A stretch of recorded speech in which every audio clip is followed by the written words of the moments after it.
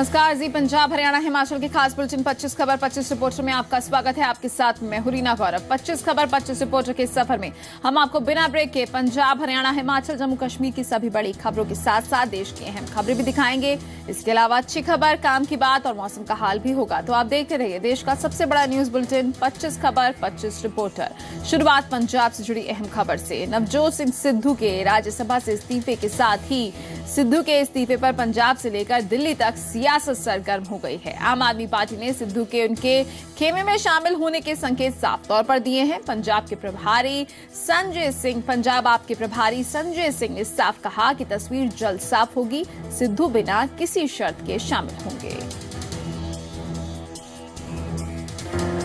राज्यसभा की सदस्यता से इस्तीफा देने के बाद नवजोत सिंह सिद्धू का आम आदमी पार्टी में शामिल होना तय है।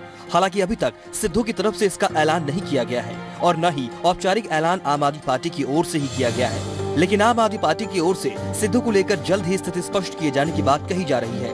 पार्टी के पंजाब प्रभारी संजय सिंह के मुताबिक सिद्धू बिना शर्त शामिल होंगे। सही समय का इंतजार कीजिए, बहुत ही जल्द आपको सारी परिस्थितियां साफ हो जाएगी। जिस व्यक्ति ने इतना बहादुरी भरा फैसला लिया है वो किसी प्री कंडीशन के साथ आएगा, किसी शर्त के साथ आएगा, ऐसा मैं नहीं मानता और ऐसा सोचना गलत होगा। कि जिहड़ा चंगा बंदा आना चाहता है आम आदमी पार्टी खुल दिली नाल उहदा स्वागत करूगी। तंग दिली दी राजनीति असीं नहीं करदे।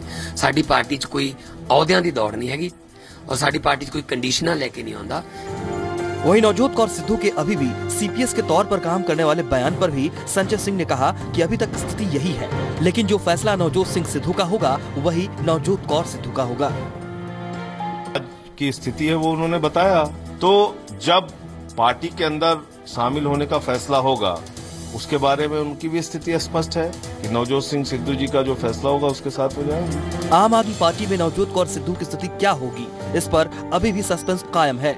लेकिन ये तय माना जा रहा है कि सिद्धू के आप ज्वाइन करने का जल्द ही औपचारिक ऐलान भी हो जाएगा। तो आम आदमी पार्टी के पंजाब प्रभारी संजय सिंह का साफ तौर पर कहना है कि थोड़ा इंतजार कीजिए और आने वाले दिनों में नवजोत सिंह सिद्धू जो है आम आदमी पार्टी में नजर आएंगे। पंकज कपाही, जी मीडिया, दिल्ली। नवजोत सिंह सिद्धू के इस्तीफे के बाद पहली बार मीडिया के सामने आई सीपीएस नवजोत कौर सिद्धू ने कहा कि अब पीछे मुड़कर देखने का सवाल ही नहीं है। नवजोत कौर ने कहा कि राज्यसभा की सीट से इस्तीफे के साथ ही सिद्धू ने बीजेपी भी छोड़ दी है। नवजोत सिंह सिद्धू के आम आदमी पार्टी में शामिल होने को लेकर पंजाब की सियासत में आरोप प्रत्यारोप का दौर शुरू हो गया है। मेरे तो गल ही हो रहा है, मैं तो नवजोत सिद्धू दी चेली हाँ, मैं कह लो जो मर्जी, बिल्कुल जो करदा है मैं तो पीछे पीछे हाँ। अमृतसर की सियासी पिच से आगे अब पंजाब की पिच पर सिद्धू दंपति बैटिंग करने को तैयार हैं। अच्छी शुरुआत के लिए नवजोत सिंह ने जबरदस्त फील्डिंग की है। पहले राज्यसभा के लिए टिकट लिया और भाव चढ़ाकर इस्तीफा दे दिया और अब आम आदमी पार्टी में जाने के संकेत मिल रहे हैं। इन खबरों के बीच मीडिया के सामने पहला मोर्चा संभाला नवजोत कौर सिद्धू ने और साफ साफ कहा कि अब पीछे मुड़ने का सवाल ही पैदा नहीं होता। He will not, it is understood that if you want to, he's quit Rajya Sabha, that means he's left BJP. So there is no concern about his joining or this thing. So he's very, very clear on it. Navjot Kaur Sidhu ने भले ही अपने पद और party से इस्तीफा ना दिया हो, लेकिन बीजेपी की कार्यशैली पर जोरदार हमला जरूर बोला। सरकार के कामकाज और टिकट का हवाला देते हुए कहा कि बीजेपी को बहुत चांस दिया है। So enough chance बीजेपी नु सीगा कि अगे लगा के सिद्धू नु कर सकता है। So it's nothing if they thought that he doesn't deserve it or he's not such a kind of a person who can do something for BJP in Punjab. Punjab में बीजेपी की सहयोगी शिरोमणि अकाली दल के नवजोत कौर पर तल्ख तेवर हैं। पार्टी नेता हरसिमरत कौर बादल ने नवजोत कौर को मौका परस्त करार दिया। जो इंसान अपनी पार्टी के नहीं हो सके, जिन्होंने 3 बार उनको एमपी बनाया, जो अपने उनके नहीं हो सके, उनके सियासी गुरु के जो उनको सियासत में लेके आए, अपने प्रधानमंत्री के नहीं होते, जो राष्ट्रपति से नौवे राष्ट्रपति के नहीं हुए, वो देश की जनता के क्या होंगे? तो आप मेरे से क्यों ऐसी बातें पूछ रहे हैं? तो पंजाब की जनता जवाब देगी। नवजोत सिंह सिद्धू ने मानसून सत्र के पहले ही दिन राज्यसभा सदस्यता से इस्तीफा देकर सबको चौंका दिया था। ब्यूरो रिपोर्ट के साथ राजन गोसाई, जी मीडिया। नवजोत सिंह सिद्धू के इस्तीफे को लेकर शिरोमणि अकाली दल, कांग्रेस और बीजेपी की तरफ से बयानबाजी बढ़ गई है। अकाली दल और कांग्रेस सिद्धू के इस्तीफे को डील की सियासत करार दे रहा है। नवजोत सिंह सिद्धू के इस्तीफे के बाद सियासी बयानबाजी लगातार बढ़ रही है। पंजाब के मुख्यमंत्री प्रकाश सिंह बादल समेत शिरोमणि अकाली दल ने नवजोत सिंह सिद्धू पर तीखा हमला बोला है। नवजोत सिंह सिद्धू के इस्तीफे ने पंजाब से लेकर दिल्ली तक की सियासत में भूचाल ला दिया है। सिद्धू के इस्तीफे पर सियासी बयानबाजी लगातार दूसरे दिन भी रफ्तार पकड़ती रही। सिद्धू के इस्तीफे पर मुख्यमंत्री बादल समेत शिरोमणि अकाली दल ने कड़ी प्रतिक्रिया दी। सारे भगौड़े कोई किसी पार्टी में छड़दा, किसी में छड़दा, ये असूल ते जड़ा नहीं रहूगा कोई बंदा। मैं हुण अगे पार्टी बैठा 5 बारी मैं चीफ मिनिस्टर बने, मुसीबत भी आउंदी है, कदे कोई होर भी होंदी है, जेल भी गए, जेल भी हर चीज करनी पैंदी। मैं सारे पॉलिटिशियनां नूं यही कहना कि आपदे जिहड़ी पार्टी च असूल नाल तुसीं उहदे जड़े रहो। अपने पार्टी से निकारे गए हैं, जनता से निकारे गए हैं, जिनका बेस नहीं है और मालूम है अगली टिकट नहीं मिलनी है, ये सारा जो ऐसे लोग हैं वो सब जाके ऐसी पार्टी में इकट्ठे हो रहे। पार्टी ऑफ अपॉर्चुनिस्ट नई पार्टी निकल के आई है। उधर कांग्रेस ने भी सिद्धू पर सियासी हमला बोलते हुए इस्तीफे को अवसरवादी सियासत करार दिया। सिद्धू जी को और उनकी पत्नी को पंजाब से या और किसी से कोई ज्यादा मतलब नहीं है। उनको जहां ज्यादा अच्छी डील मिलेगी, अवसरवादी एक अपॉर्चुनिस्ट का जो तौर तरीका होता है वो इस तरह की डबल टॉक करते हैं। मुझे नहीं लगता कि इनको अपने अलावा भारतीय जनता पार्टी या पंजाब या आम आदमी पार्टी किसी से कोई लेना देना है। नवजोत सिंह सिद्धू के इस्तीफे पर सियासत गर्मा गई है। सिद्धू की पत्नी भी ऐलान कर चुकी है कि नवजोत सिंह सिद्धू बीजेपी भी छोड़ चुके हैं, लेकिन पंजाब बीजेपी अध्यक्ष सांपला को अभी भी सिद्धू से उम्मीद है।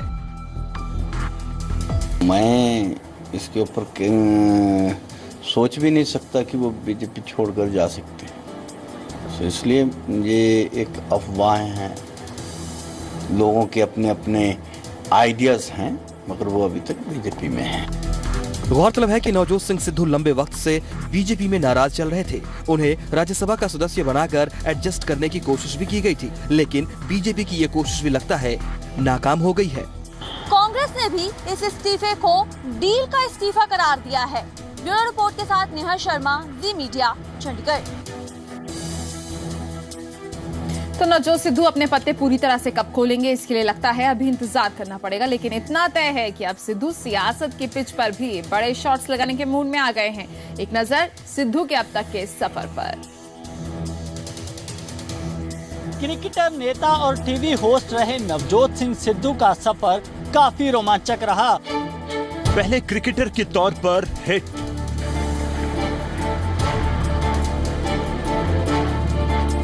फिर कमेंटेटर के तौर पर सुपर हिट, दुनिया के लोग समय में चक्कर खाया करते हैं, फिर सियासत में आए तो मिली जीत।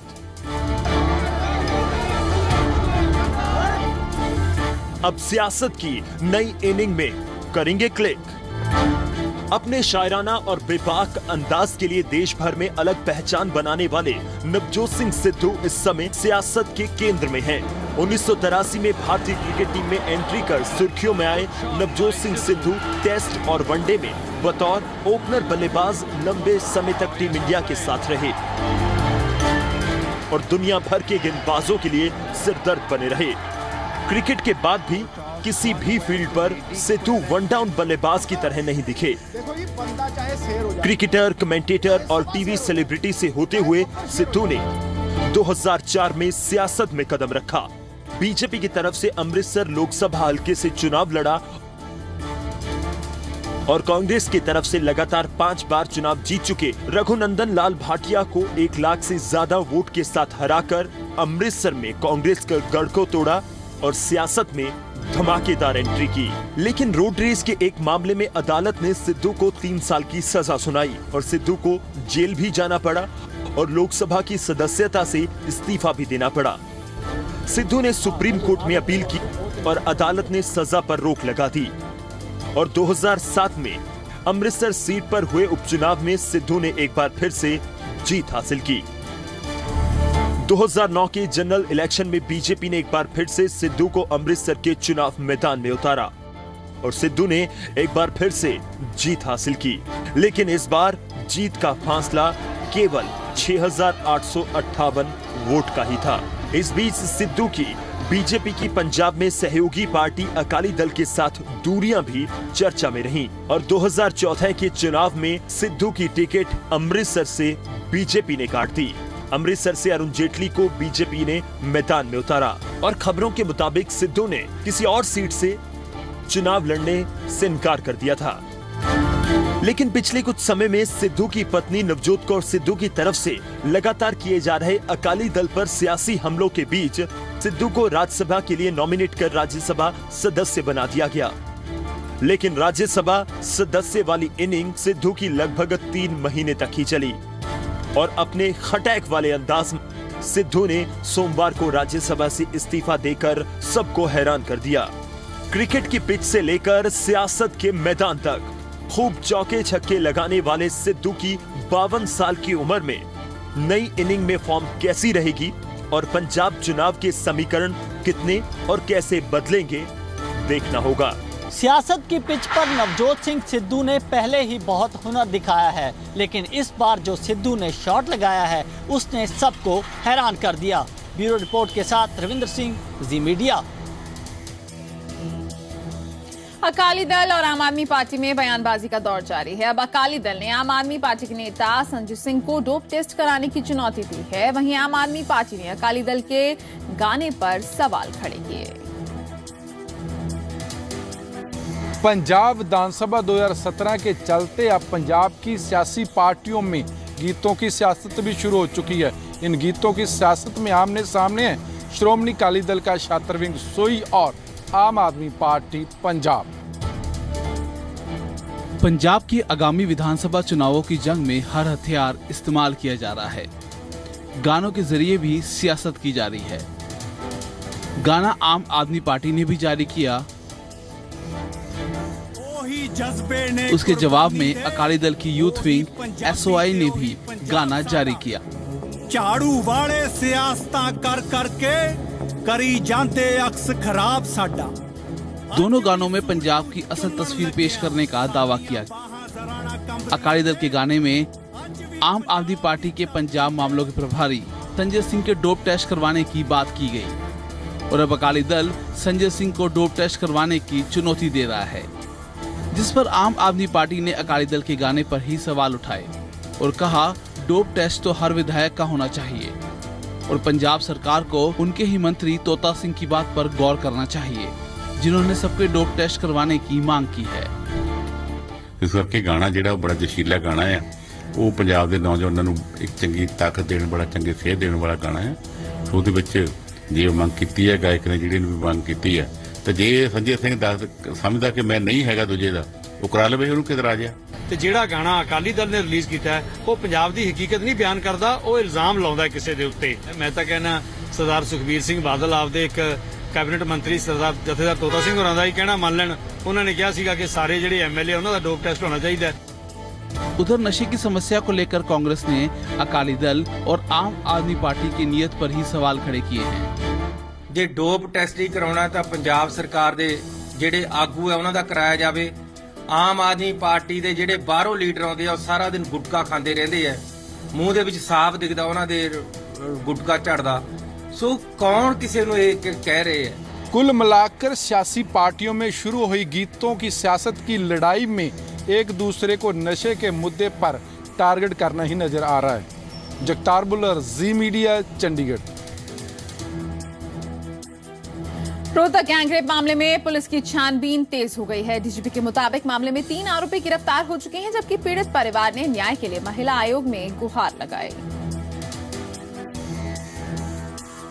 रोहतक में छात्रा के साथ कथित गैंगरेप मामले में बड़ा खुलासा हुआ है। रोहतक मामले में 2 आरोपियों की लोकेशन घटना वाले दिन रोहतक में नहीं मिली है। रोहतक में छात्रा से कथित गैंगरेप मामले में रोज नए खुलासे हो रहे हैं। एक तरफ जहां रोहतक एसपी ने घटना के दिन 2 आरोपियों के रोहतक में नहीं होने की बात कही है, तो वहीं परिजनों ने भी सीसीटीवी के आधार पर उनकी गैर मौजूदगी का दावा किया है। इधर डीजीपी ने घटना में शामिल 5 आरोपियों में से 3 की गिरफ्तारी की पुष्टि की है। जबकि बाकी 2 आरोपियों को भी जल्द ही गिरफ्तार किए जाने का दावा किया गया है। उनका पुराना रिकॉर्ड भी हमने हासिल किया है। जो भिवानी में केस रजिस्टर्ड था उसमें 2 लोगों की गिरफ्तारी हुई थी। इन लोगों में से जो 5 आरोपी हैं उनसे भी पूछताछ अभी चल रही है और बाकी लोगों को भी जो है शिनाख्त करने की कोशिश की जा रही है। लेकिन फिर भी जो उसकी FIR थी उसके मुताबिक पुलिस ने 3 लोगों को इसमें गिरफ्तार कर लिया गया है। 3 लोगों को गिरफ्तार कर लिया है। एक लड़का और उसमें जिसका नाम उन्होंने FIR में लिखाया था उसको भी शीघ्र गिरफ्तार कर लिया जाएगा। इस बीच पीड़िता के परिजनों ने हरियाणा महिला आयोग से भी न्याय की गुहार लगाई। परिजनों का कहना है कि आरोपियों को फांसी की सजा मिलनी चाहिए। वहीं डीजीपी ने मामले में सख्त से सख्त कार्रवाई का भरोसा दिया। हमें किसी प्रकार का कोई लालच नहीं है। हमें सरकार से केवल न्याय के लिए अपनी बात रखेंगे और हम चाहते हैं कि दोषियों को फांसी हो। ये उनके साथ कोई भी मतलब नरमी न बरती जाए। मैं आपको यह विश्वास दिलाता हूं कि ऐसे मामलों के प्रति पुलिस हमेशा ही संजीदगी से काम करती है और हम इस प्रकार के अपराधियों के प्रति बहुत सख्त से सख्त कदम जो कानून के मुताबिक उठा सकते हैं वो उठाने के लिए प्रतिबद्ध हैं और कटिबद्ध हैं। मामले में आरोपियों की धरपकड़ के लिए पुलिसिया कवायद तेज जरूर हुई है, लेकिन पीड़िता द्वारा धारा 164 के तहत मजिस्ट्रेट के सामने बयान दर्ज नहीं कराना और बार बार बयान बदलना भी पुलिस के लिए मामले के अंजाम तक पहुंचने के रास्ते में चुनौतियां पेश कर रहा है। पीड़ित छात्रा के बयानों में अंतर भी कुछ गंभीर इशारा कर रहे हैं, क्योंकि इससे पहले भी पीड़ित परिवार को जान से मारने की धमकी और पैसों का लालच दिया गया था। पंकज कपाही, जी मीडिया। रोहतक गैंगरेप मामले की पुलिस जांच कर रही है, उधर इस पर सियासत भी शुरू हो गई है। रोहतक में छात्रा के साथ कथित गैंगरेप के मामले में सियासत भी खूब हो रही है। कांग्रेस ने सरकार से जवाब मांगा है, जबकि बीजेपी का कहना है कि सच जल्दी सामने आएगा। रोहतक में छात्रा से कथित गैंगरेप मामले में जहां एक तरफ नया ट्विस्ट आ गया है, तो दूसरी तरफ इस पर सियासत थमने का नाम नहीं ले रही। इस मुद्दे पर कांग्रेस के तेवर तल्ख हैं। कांग्रेस ने पूरे मामले में निष्पक्ष जांच की मांग की है। कांग्रेस सांसद दीपेंद्र हुड्डा ने सरकार से पूरे मामले पर जवाब देने को कहा। वहीं विधायक रणदीप सुरजेवाला ने सरकार पर चुप्पी साधने का आरोप लगाया। आए दिन गुंडे जो हैं वो डकैती, चोरी, बलात्कार की घटनाएं करते हैं सरकार की नाक के नीचे और सरकार चुप बैठी है। समय आ गया है, कम से कम अब तो जागिए और कड़ी कानूनी कार्रवाई करिए। अपराध का ग्राफ हरियाणा के अंदर बढ़ रहा है। जो कानून व्यवस्था का जनाजा हरियाणा में जैसा निकला है, इसको लेके भी सरकार को जवाब देना पड़ेगा और मैं समझता हूँ सरकार अपनी जिम्मेदारी से, जवाबदेही से बच नहीं सकती। हरियाणा सरकार ने इस पूरे मामले को गंभीरता से लिया है। बीजेपी का कहना है कि सरकार सख्ती से काम कर रही है और जल्द ही सच सामने आएगा। ये बड़ी दुखदायी घटना है और सरकार के संज्ञान बहुत जल्दी लोगों को सजा मिलेगी। सरकार ने स्पष्ट आदेश दिए हैं कि पहले तुरंत को गिरफ्तार किया जाए, उसके बाद एक एक चीज का मूल्यांकन किया जाए, उसमें जो सच है वो लोगों के सामने आना चाहिए। पुलिस के पास इस केस संबंध में काफी दावे सामने आए हैं, जिससे एक नया पेज सामने आ गया है। ब्यूरो रिपोर्ट के साथ राकेश रोहिला, जी मीडिया। हिसार में कुम्हार महासभा की ओर से रैली आयोजित की गई, जिसमें कैबिनेट मंत्री कृष्ण पवार ने कुम्हार समाज के लिए कई बड़े ऐलान किए। हिसार में आज कुम्हार सभा की ओर से गुरु दक्ष प्रजापति की जयंती पर रैली निकाली गई, जिसमें हरियाणा के कैबिनेट मंत्री कृष्णलाल पवार समेत कई बीजेपी के नेता ने शिरकत की। मौका था गुरु दक्ष प्रजापति जयंती का। रैली थी कुम्हार महासभा की। सामाजिक आयोजन के तौर पर की गई इस रैली में बतौर मुख्य अतिथि कैबिनेट मंत्री कृष्णलाल पवार ने शिरकत की। उन्होंने मंच से देश और प्रदेश की बीजेपी सरकारों की योजनाओं और कामों की जमकर सराहना की। जब नरेंद्र मोदी जी पानीपत में आए थे तो उस दिन हरियाणा प्रदेश में 1000 लड़कों के पीछे हमारी 762 हमारी बेटियां थी। लेकिन आज मैं धन्यवाद करता हूं माननीय मुख्यमंत्री का, जब पिछले महीने के जो प्रदेश से यहाँ करे आए तो 1000 लड़कों के पीछे हमारी 933 लड़कियां पहुंच चुकी है। रैली में खास तौर पर शिरकत करने पहुंचे सीपीएस डॉक्टर कमल गुप्ता और बीजेपी के दूसरे नेताओं ने भी सरकार की तारीफ में कसीदे पढ़े। यही मैं आप सब लोगों को आह्वान करना चाहती हूँ कि भारतीय जनता पार्टी की सरकार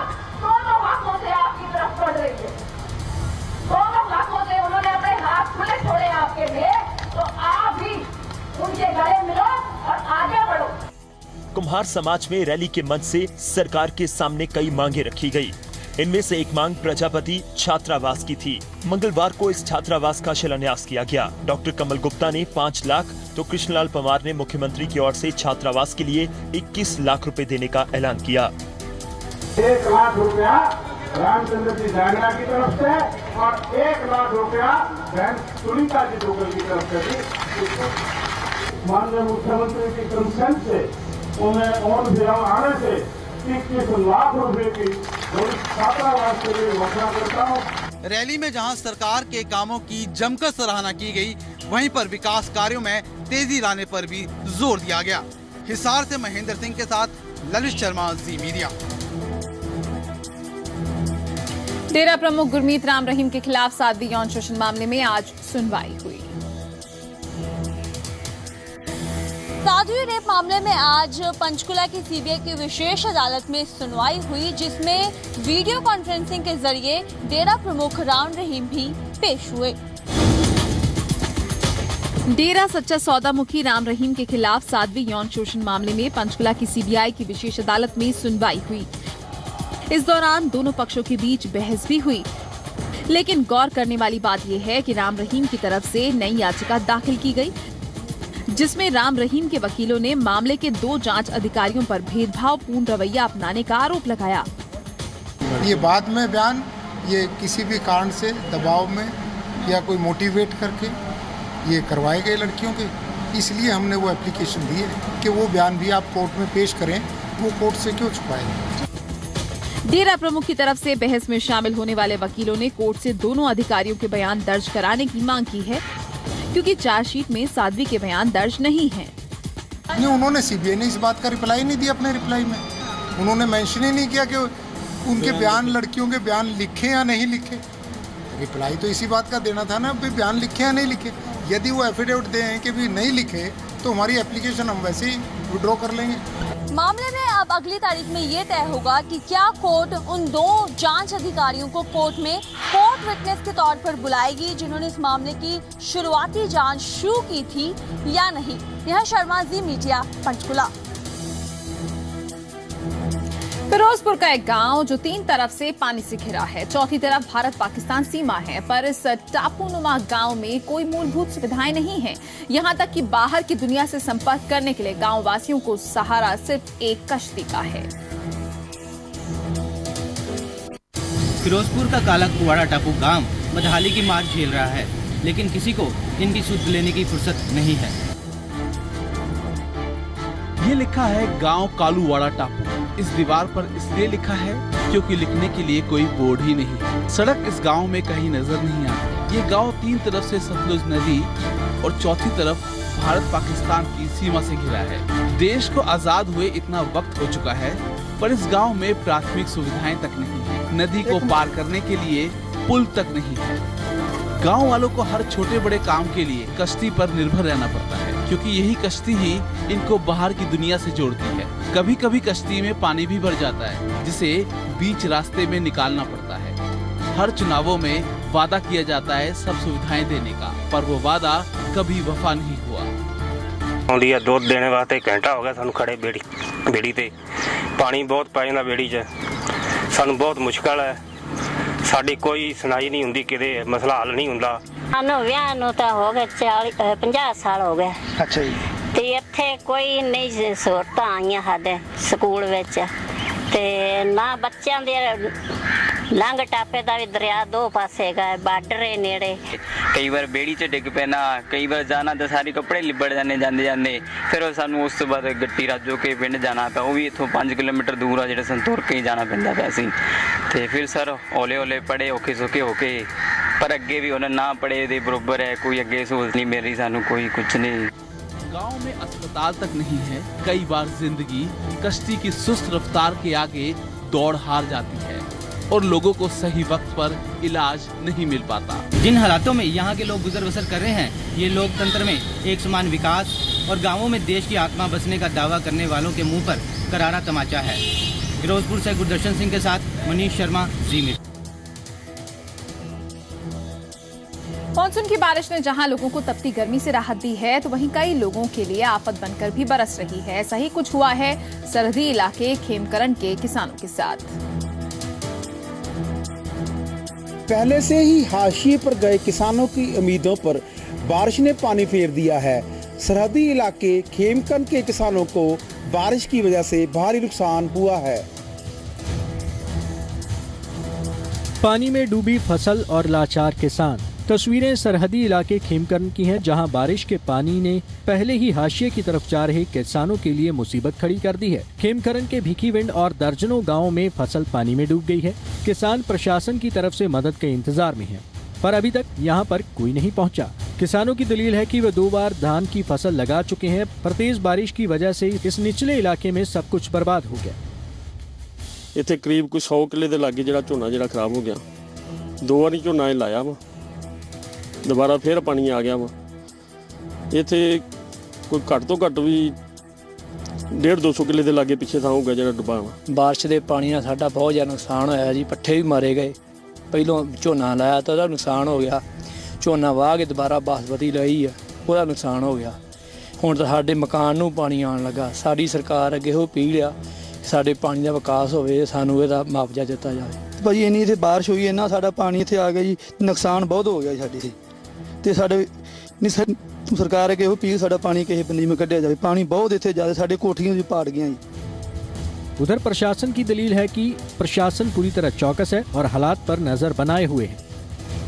डी साहब ने एक्शन ड्रेनेज ਨੂੰ ਵੀ ਕਹਿਤਾ, ਇਰੀਗੇਸ਼ਨ ਨੂੰ ਵੀ ਕਹਿਤਾ ਕਿ ਜਿੰਨਾ ਵੀ ਪਿੰਡਾਂ ਦੇ ਵਿੱਚ ਪ੍ਰੋਬਲਮ ਆਈ ਹੈ ਉਹਨਾਂ ਦੇ ਵਿੱਚ ਪਾਣੀ ਛੇਤੀ ਤੋਂ ਛੇਤੀ ਖੇਤਾਂ ਚੋਂ ਕਢਵਾ ਦਿੱਤਾ ਜਾਵੇ। ਜਿਹੜੇ ਵੀ ਨਾਲ ਦੇ ਲਾਗੇ ਦੇ ਡਰੇਨ ਹੈ ਜਾਂ ਸੂਏ ਹੈ ਉਹਦੇ ਵਿੱਚ ਉਹਨੂੰ ਕਿਸੇ ਵੀ ਤਰੀਕੇ ਨਾਲ ਡਰੇਨ ਆਊਟ ਕੀਤਾ ਜਾਵੇ। मानसून की शुरुआत ने हिसार में भी प्रशासन की पोल खोल दी है। हिसार की कई कॉलोनियों में जल भराव की स्थिति है। ये तस्वीरें प्रशासन के मानसून की तैयारियों की पोल खोल रही है। ये तस्वीरें बयां कर रही हैं कि बारिश के मौसम में यहाँ के लोग किन मुश्किल हालातों का सामना कर रहे हैं। ये नजारा हिसार का है। हिसार की कई कॉलोनियों और गलियों में भरा ये पानी साफ कह रहा है कि मानसून को लेकर प्रशासन कितना चुस्त है। स्थानीय लोगों की माने तो जरा सी ही बारिश में यहाँ ये स्थिति हो जाती है और अगर बारिश तेज हो जाए तो फिर पूछो मत। सड़क के दोनों साइड रास्ता बिल्कुल ब्लॉक है। उधर हुड्डा ने एक खाली प्लाट छोड़ रखा है और साथ में सारा कीचड़ इकट्ठा होने के कारण रास्ता बिल्कुल ब्लॉक है। यहाँ जो है ना इतने वो है, आज से भी ज्यादा आप मौके पे देखने लग रहे हो, इतना तो ये पानी खड़ा है। और ये आज तो थोड़ा खड़ा है, अभी थोड़ी देर अगर अभी बारिश आ जाए ना ये पूरी गली भर जाती है बारिश से। रहना दुश्वार हो गया जी, हमारा खाना खाते जब भी बदबू आती है जी। स्थानीय लोगों की माने तो संबंधित विभाग के अधिकारियों से समस्या को लेकर कई बार गुहार लगाई गई, लेकिन सुनवाई नहीं हुई। अब लोगों को मुख्यमंत्री विंडो से उम्मीद है। प्रशासन को हम ये कई बार शिकायत कर चुके हैं, ये खुलवाया जाए, लेकिन प्रशासन इस बारे में बिल्कुल सुस्त है। ऑफिसरों से कितना ही कह लो, कोई असर नहीं पड़ रहा। अब हम सीएम विंडो पे फोन करेंगे, बात करेंगे। अभी तो बरसाती मौसम की शुरुआत ही हुई है, तो ये स्थिति है। समझा जा सकता है कि अगर प्रशासन अब भी नहीं जागा तो आगे की स्थिति क्या होगी। हिसार से महेंद्र सिंह के साथ ब्यूरो रिपोर्ट, जी मीडिया। हिमाचल प्रदेश के मुख्यमंत्री वीरभद्र सिंह के खिलाफ मनी लॉन्ड्रिंग के मामले में आज दिल्ली हाई कोर्ट ने ईडी को नोटिस जारी कर दिया। मामले में अब अगली सुनवाई 29 जुलाई को होगी। हिमाचल प्रदेश के मुख्यमंत्री वीरभद्र सिंह की अर्जी पर सुनवाई करते हुए दिल्ली हाईकोर्ट ने ईडी को नोटिस भेज जवाब मांगा है। मामले की अगली सुनवाई 29 जुलाई को होगी, जिस दिन ईडी को अपना जवाब दाखिल करना होगा कि आय से अधिक संपत्ति के मामले में ईडी की अभी तक क्या कुछ कार्रवाई रही है। आपको बता दें कि आय से अधिक संपत्ति मामले में ईडी ने कार्रवाई करते हुए LIC एजेंट अनंत चौहान को गिरफ्तार कर लिया था, जिसके बाद मुख्यमंत्री ने गिरफ्तारी के डर से आय से अधिक संपत्ति के मामले को लेकर ईडी की कार्रवाई को लेकर दिल्ली हाईकोर्ट का रुख किया था और वहां पर गिरफ्तारी न करने को लेकर अर्जी दाखिल की थी। जिसके बाद आय से अधिक संपत्ति के मामले में दिल्ली हाईकोर्ट ने आज सुनवाई करते हुए ईडी को नोटिस जारी कर जवाब दाखिल करने को कहा है। पंकज कपाही, जी मीडिया, दिल्ली। हिमाचल विधानसभा का मानसून सत्र 22 अगस्त को शुरू होगा, लेकिन उससे पहले ही बीजेपी ने सरकार को घेरने के लिए मुद्दों की सूची तैयार कर ली है, यानी कि ये सत्र भी हंगामेदार रहने के आसार हैं। 22 अगस्त से शुरू हो रहे हिमाचल प्रदेश विधानसभा के मानसून सत्र के इस बार भी हंगामेदार रहने के आसार नजर आ रहे हैं। हिमाचल प्रदेश विधानसभा के मानसून सत्र के इस बार भी हंगामेदार रहने के पूरे आसार हैं। मनी लॉन्ड्रिंग मामले को लेकर बीजेपी ने सरकार को घेरने का पूरा प्लान तैयार कर लिया है। हिमाचल बीजेपी का आरोप है कि अपने 3.5 साल से भी ज्यादा के कार्यकाल में मुख्यमंत्री वीरभद्र सिंह ने अपनी कुर्सी बचाने के अलावा और कुछ नहीं किया। नतीजा राज्य में विकास शून्य रहा। जब से प्रदेश में कांग्रेस की सरकार आई है, विकास के नाम पर कांग्रेस पार्टी ने कोई भी काम नहीं किया है। मात्र वीरभद्र सिंह जी के ऊपर लगे आरोपों को भारतीय जनता पार्टी के ऊपर मढ़ने के सिवा कांग्रेस पार्टी ने और कोई काम नहीं किया। लेकिन मुख्यमंत्री वीरभद्र सिंह बीजेपी के हमलावर तेवर को मजाक में लेते नजर आ रहे हैं। मुख्यमंत्री ने मजाकिया लहजे में कहा, सदन में हंगामा करना विपक्ष का पुराना शगल है और सरकार भी उनके हंगामे की आदी बन चुकी है। अब ये उनकी आदत हो गई है और उनकी आदत के हम आदी हो गए। 22 अगस्त से शुरू होने जा रहा हिमाचल विधानसभा का मानसून सत्र 27 अगस्त को समाप्त होगा। इस दौरान 5 सिटिंग्स होंगी, लेकिन बीजेपी के तल्ख तेवर संकेत दे रहे हैं कि सरकार के लिए कई अहम बिलों को पास करना बड़ी चुनौती साबित होगी।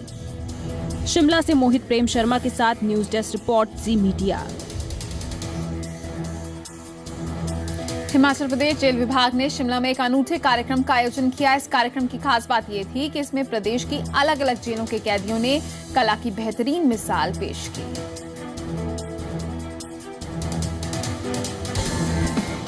अब तक आपने कैदियों को या तो जेल में बंद या फिर कोर्ट कचहरी में ही देखा होगा, लेकिन शिमला के ऐतिहासिक गेयटी थिएटर में कैदियों ने मंच पर वो कर दिखाया जिसके बारे में किसी ने सोचा भी नहीं होगा। हिमाचल जेल विभाग के एक खास आयोजन में कैदियों ने एक के बाद एक संगीत की इतनी शानदार प्रस्तुतियां दी कि देखने सुनने वालों के पास तारीफ करने के अलावा कोई विकल्प नहीं बचा। इस कार्यक्रम में सूबे के मुख्यमंत्री वीरभद्र सिंह भी पहुंचे, जो कैदियों की पेशकश में डूबे नजर आए। जो हमारे कैदी हैं वो एक कल्चर प्रोग्राम है।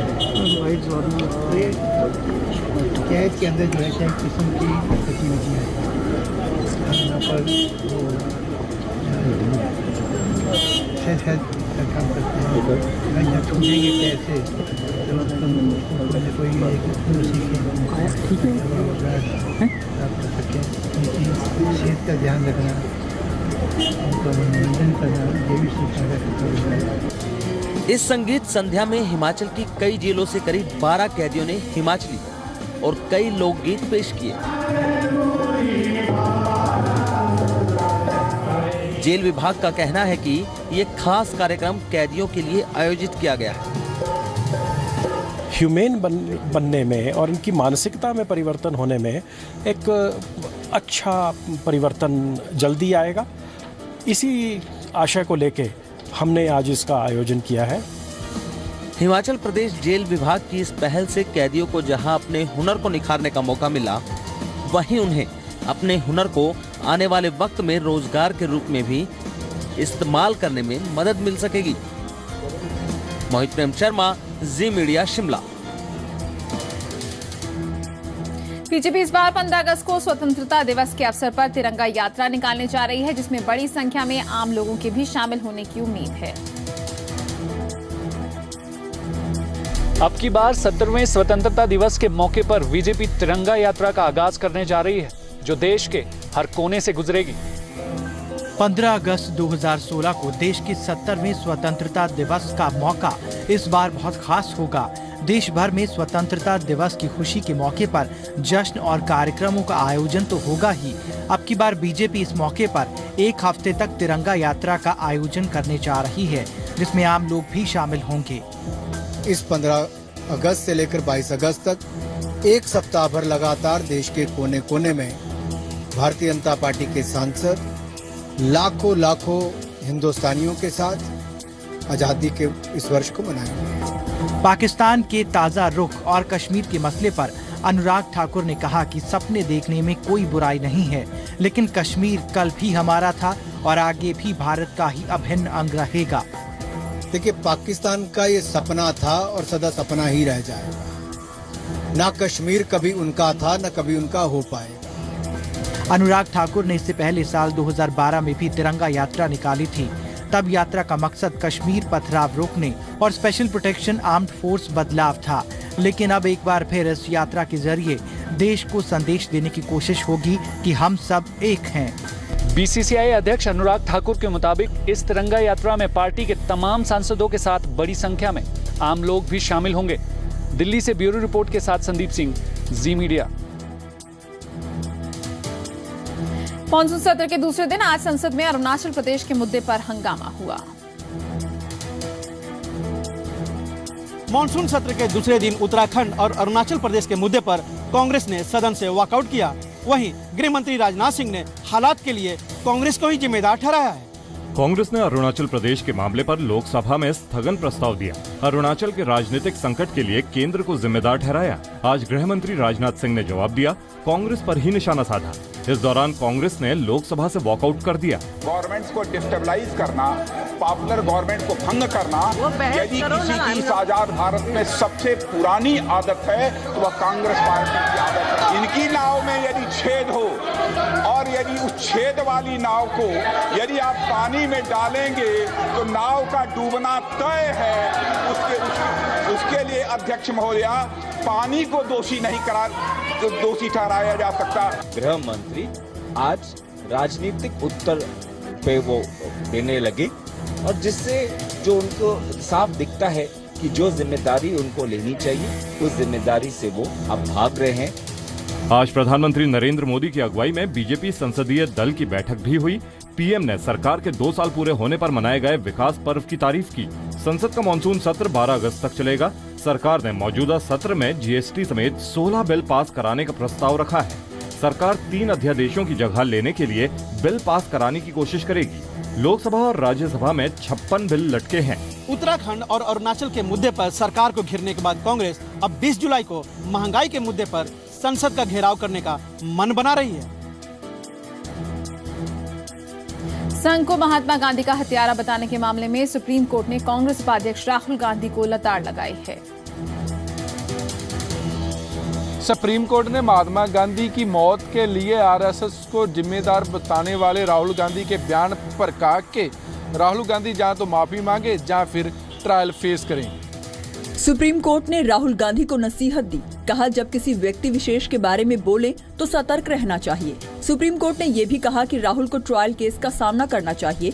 मामले की अगली सुनवाई अब 27 जुलाई को होगी। यदि उनमें थोड़ी भी बौद्धिकता होगी और राजनीतिक मर्यादा होगी, न्यायालय के प्रति सम्मान होगा, तो वे माफी मांग लेंगे। यदि वे माफी नहीं मांगते हैं तो उन्हें कोर्ट कचहरी का चक्कर लगाना पड़ेगा। राहुल गांधी ने महाराष्ट्र की एक रैली में आरएसएस को महात्मा गांधी का हत्यारा बताया था। राहुल के बयान पर संघ की भिवंडी इकाई ने आपराधिक मानहानि का केस किया है। निचली अदालत में चल रहे केस को रद्द करने के लिए राहुल ने सुप्रीम कोर्ट में अर्जी दी थी। दरअसल में संघ के नेता राजेश कुंटे ने आरोप लगाया कि सुनाले में 6 मार्च को चुनावी रैली में संबोधन करते हुए राहुल गांधी ने कहा था कि संघ ने ही महात्मा गांधी की हत्या की है। जगतार बुल्लर, जी मीडिया, चंडीगढ़। अब बात जम्मू कश्मीर में पाकिस्तान की सीमा से लगे गांव पर मंडरा रहे आतंकी खतरे की। इन गांव में मोबाइल सिग्नल के रूप में आतंकी खतरा हर वक्त बना रहता है। भारत पाक सीमा पर यूं तो कई मुद्दों को लेकर खतरा बरकरार रहता है, लेकिन इस बार खतरे की नई वजह बनी है मोबाइल नेटवर्क। जम्मू कश्मीर के कुछ गांवों में मोबाइल नेटवर्क लोगों का डर बना हुआ है।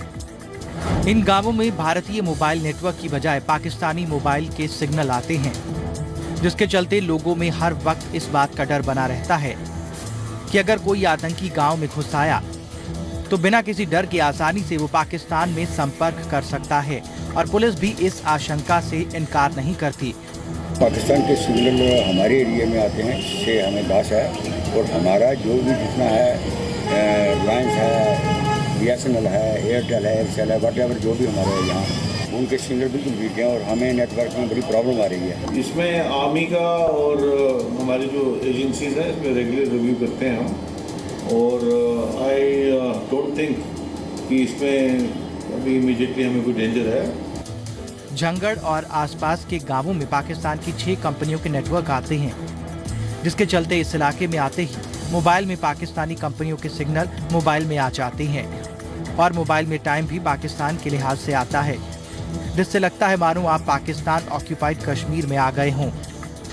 राजौरी पुंछ रेंज के डीआईजी ने इस पर चिंता जताते हुए कहा कि इस बारे में केंद्रीय संचार मंत्री और गृह मंत्री से बात की जाएगी। साथ ही कहा कि घुसपैठियों से निपटने के लिए पूरे इंतजाम किए गए हैं। घाटी में हिंसा के बावजूद दोनों देशों से साप्ताहिक बस सेवा से सरहद के दोनों ओर आने जाने वाले लोगों में भाईचारा और मिलत की अनूठी मिसाल अब भी देखने को मिल रही है। हर सोमवार को भारत और पाकिस्तान के बीच बस सेवा के जरिए लोगों का आना जाना होता है।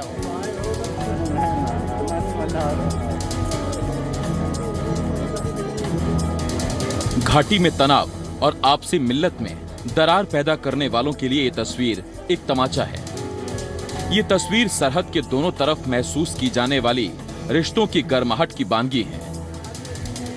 दरअसल हर सोमवार को भारत और पाकिस्तान की तरफ से लोग एक दूसरे से मिलने आते और जाते हैं। पाकिस्तान से भारत पहुंचे लोग घाटी में अपनी मेहमान नवाजी से गदगद नजर आए। मेरा नाम बिलाल अहमद है और मैं पाकिस्तान इस्लामाबाद से आया हूँ। मुझे यहाँ पे तकरीबन 22 दिन रहा हूँ और बहुत अच्छा फील किया यहाँ पे। जितना वहाँ से सोचा था वहाँ से बढ़ के पाया। बहुत यहाँ पे भाईचारा बहुत अच्छा लग रहा है। हालांकि पुंछ पहुंचे पाकिस्तान के लोग परमिट मिलने में देरी से थोड़े निराश नजर आए। उनका मानना है कि सरकार इस समस्या को जल्द ही दूर कर लेगी। यूपी के मथुरा से चौंकाने वाला वीडियो सामने आया है। गोवर्धन में चल रहे मुड़िया पूर्णिमा मेले में पहुंचने के लिए श्रद्धालु जान जोखिम में डालकर सफर कर रहे हैं। मथुरा के गोवर्धन में चल रहे मुड़िया पूर्णिमा मेले में श्रद्धालुओं को जान जोखिम में डालकर सफर करने पर मजबूर होना पड़ रहा है। बसें यात्रियों से खचाखच भरी। ऐसे में जब जगह नहीं मिली तो लोग बसों के ऊपर चढ़ गए। लेकिन अंदाजा लगाना मुश्किल नहीं है कि एक गलती कैसे जानलेवा साबित हो सकती है। श्रद्धालु बसों की छत पर सवार हैं और हाई टेंशन तारों के बेहद करीब से गुजर रहे हैं।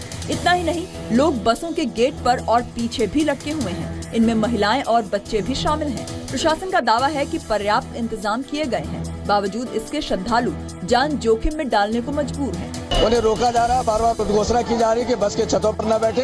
इसके बावजूद भी बसों के छत पे बैठते हैं। ऊपर बैठे, ऊपर जगह नहीं है, अंदर भी जगह नहीं है। मथुरा के लिए बस ही नहीं जा रही। 1 घंटे से मथुरा के गोवर्धन में 14 जुलाई से शुरू हुआ मड़िया पूर्णिमा का मेला 20 जुलाई तक चलेगा। श्रद्धालु दानघाटी मंदिर में गोवर्धन जी के दर्शन करते हैं और 21 किलोमीटर की पैदल परिक्रमा करते हैं। समाज का सबसे बड़ा दुश्मन नशे को माना जाता है और हरियाणा में समाज के दुश्मन के खिलाफ अब वो नौजवान लड़ेंगे जो खुद एक वक्त में इसकी जद में फंसे थे।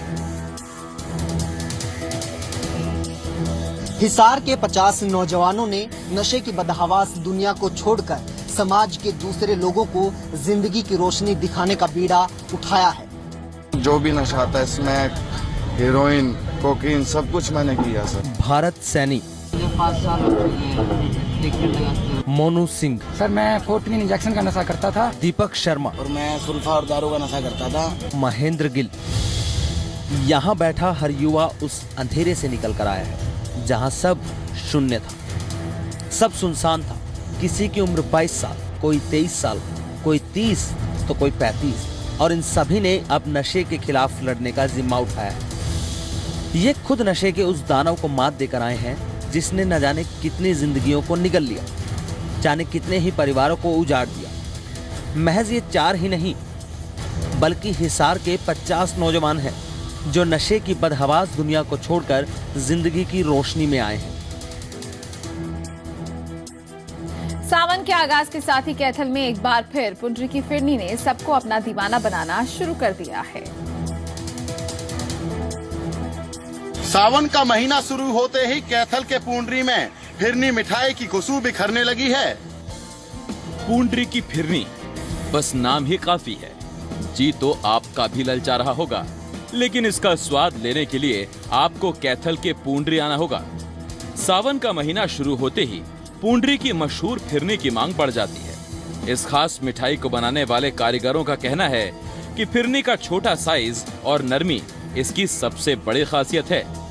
ये पूंडरी की फिरनी लगभग 40-45 सालों से यहाँ पहले 3-4 कारीगर बनाते थे, जैसे फतेहपुर में ब्यास और यहाँ पूंडरी में नातू सैनी, जगतू सेठ, ये 4-5 कारीगर ऐसे थे जहाँ फिरनी बनाते थे और उन्हीं की देन है ये आज पूंडरी की फिरनी इतनी मशहूर है। फिरनी मैदे और घी से बनती है। सावन के महीने में तीज के त्योहार में माएं अपनी बेटी के ससुराल में संदेश के तौर पर फिरनी मिठाई ही भेजती है। सच तो ये है कि इस फिरनी की पूरी दुनिया कायल है। देश विदेश से बड़ी संख्या में लोग यहाँ फिरनी का स्वाद चखने आते हैं। छोटे पर्दे के होस्ट और बॉलीवुड अदाकार जय भानुशाली जल्द ही बॉलीवुड फिल्मों में फिर से नजर आने वाले हैं। हमारे साथ है छोटे पर्दे के पॉपुलर होस्ट और इसके साथ ही बॉलीवुड एक्टर जय, और चंडीगढ़ पहुंचे हैं। वेलकम टू जी। Thank you so much. Thank you. Chandigarh में आके कैसा लग रहा है, पहले आप ये बताइए। इससे पहले मैं बहुत बार आ चुका हूँ, बहुत ज़्यादा वक्त के लिए मैं यहाँ पे रह चुका हूँ, लेकिन आज टाइम की कमी थी, इसलिए मैं बस अभी दोपहर को पहुँचा हूँ और फिर मैं डायरेक्ट तैयार होकर आप लोगों से मिलने आ गया। सो अब वापस फ्लाइट है मेरी वापस मुंबई की। सो इस बार बहुत ही शॉर्ट ट्रिप था। अच्छा, चंडीगढ़ वैसे कैसा लगता है? पहले आप जैसे घूमे हो, कैसा लगता है? नहीं, मुझे बहुत पसंद है। I think the most clean city हमारे पूरे हिंदुस्तान में अगर कहूँ, the most plan city, the most non corrupt city. Corruption यहाँ पे मैंने जितना नोट किया है वो बहुत ही कम है। जय, आपने बहुत सारे शोज अब तक होस्ट किए हैं, बॉलीवुड फिल्मों में भी आ गए हैं, क्या आपको दोनों में अलग लगा और कहाँ पे अभी खुद को देखते हैं आप? अलग तो कुछ नहीं, आज दिन मेरा काम है एंटरटेन करना लोगों को। सो चाहे मैं यहाँ करूँ या फिर एक्टिंग के ज़रिए करूँ, दोनों में मज़ा उतना ही है। वो एक अलग नशा है, फिल्मों में आना, अपने आप को बड़े पर्दों पे देख। और अब चलते चलते आपको छोड़ जाते हैं प्रमुख शहरों के तापमान के हाल के साथ। मानसून की बारिश के बाद तापमान राजधानी दिल्ली और पंजाब हरियाणा में 1 और 2 डिग्री बढ़ने लगा है। मानसून की बारिश मैदानी इलाकों में राहत बनकर बरस रही है। हालांकि आज कई जगह पर तापमान में 1 या 2 डिग्री का उछाल देखा गया। हरियाणा की बात करें तो गर्मी से तपते हिसार का पारा 33 से 35 पहुंच गया, तो वहीं दिल्ली में भी 32 डिग्री सेल्सियस से तापमान 34 डिग्री नोट किया गया, जबकि गुड़गांव का अधिकतम तापमान 2 डिग्री बढ़कर 34 डिग्री सेल्सियस नोट किया गया। वहीं सिटी ब्यूटीफुल चंडीगढ़ की अगर बात करें तो यहाँ पर अधिकतम तापमान 33 डिग्री सेल्सियस दर्ज किया गया। पंजाब के शहरों का रुख करें तो भटिंडा, पटियाला और अमृतसर में तापमान 34 डिग्री सेल्सियस दर्ज किया गया, जबकि लुधियाना में अधिकतम तापमान 33 डिग्री नोट किया गया। पहाड़ी इलाकों की बात करें तो शिमला में अधिकतम तापमान 21 से बढ़कर 25 डिग्री सेल्सियस और मनाली में 28 डिग्री सेल्सियस दर्ज किया गया, जबकि श्रीनगर में अधिकतम तापमान 28 डिग्री नोट किया गया। जहां पहाड़ों पर बारिश आफत बनकर बह रही है, वहीं हल्की धूप से लोगों ने राहत की सांस जरूर ली है। ब्यूरो रिपोर्ट के साथ जसविंदर बब्बर, जी मीडिया।